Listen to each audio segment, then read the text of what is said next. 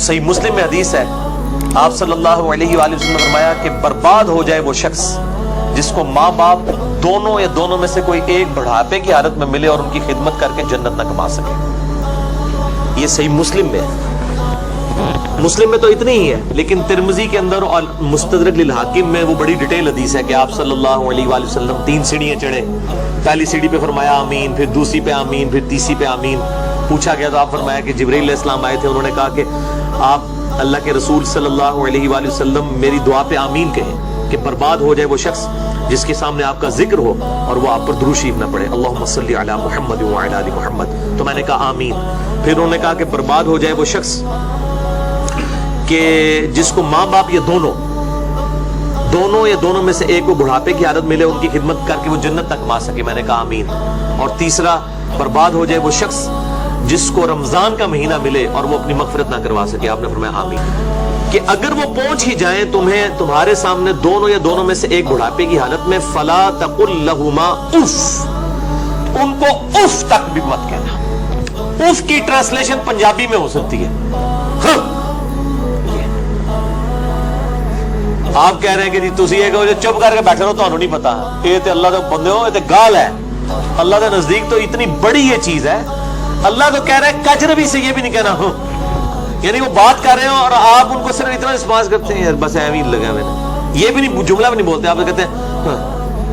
تاک لے، یہ اس کو منع کیا گیا ہے، وہ تو بہت بڑی بات ہے۔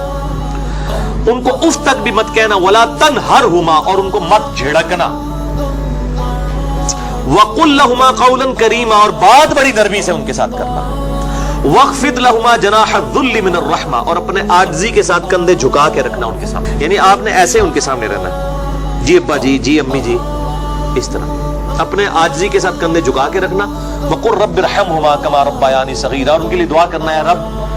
ان دونوں پر رحم فرما جس طرح بچپن میں انہوں نے مجھے رحم کر کے پالا تھا۔ اور یہ وجہ بھی بتا دی کہ بچپن میں چونکہ انہوں نے پالا ہوا ہے، سب سے لاچار انسان کا بچہ ہے۔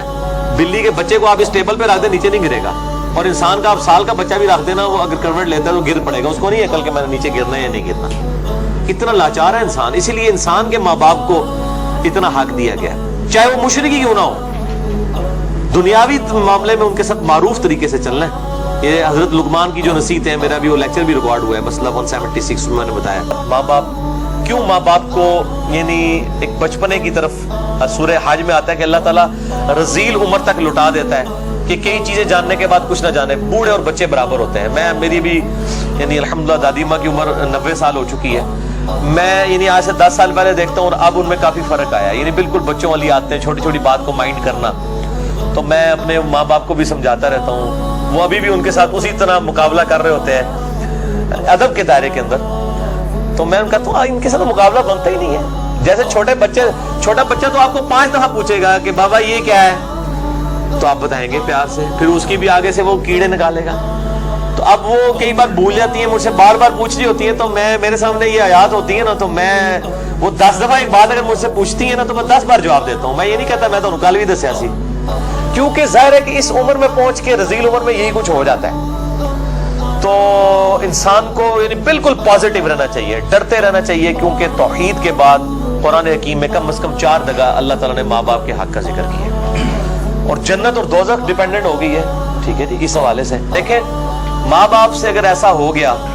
تو فوراً سے پہلے ماں باپ کے لیے دعائیں مغفرت کریں اور ان کی طرف سے صدقہ اور خیرات کریں۔ صحیح مسلم میں حدیث ہے کہ مردے کو 3 اعمال کا ثواب ملتا ہے، نمبر 1 صدقہ جاریہ، نمبر 2 علم کی بات، اور تیسرا کیا کہ نیک اولاد، نیک اولاد جو دعا کرتی ہے، نیک اولاد جو صدقہ کرے۔ صدقہ و خیرات ماں باپ کی طرف سے کریں تو انشاءاللہ قیامت الدین اللہ تعالیٰ آپ کے ماں باپ کو آپ سے راضی کر دے گا۔ جب ان کو مرنے کے بعد آپ کی دعاؤں سے نفع ملے گا تو بڑے خوش ہوں گے کہ ہمارے بچوں نے ہمیں مرنے کے بعد یاد رکھا، اور آپ کی دعاؤں کی برکت سے اگر وہ مشکل میں ہے مرنے کے بعد خدا نہ خواستہ اور وہ آسانی میں آ جاتے ہیں، اور اگر وہ آسانی میں ہے تو اس سے زیادہ آسانی میں چلے جاتے ہیں، تو وہ خود بخود آٹومیٹکلی خوش ہوں گے کہ میرے پتر نے میرے ایسے کیتا ہے، تو اللہ تعالیٰ ان کو راضی کر دے گا۔ اور ایک دوسری حدیث جو ابو داؤد میں ہے کہ ماں باپ اگر مر جائیں تو ماں باپ کے قریبی رشتہ داروں کے ساتھ اس نے سلوک کرو، ماں مر گئی ہے خالہ کے ساتھ اس نے سلوک کرو، باپ مر گیا تو چچا اور تایا کے ساتھ اس نے سلوک کرو، ایکویلنٹ، وہ بھی چیز ان کے لیے آرام کا باعث ہے۔ اور دعا کریں، یہ جو دعا میں نے پڑھی ہے رب ارحمہما، اے رب ان دونوں پر رحم فرما، کما ربیانی صغیرا، اے اللہ جب میں بچپن میں چھوٹا بچہ تھا جس طرح انہوں نے مجھ پر رحم کیا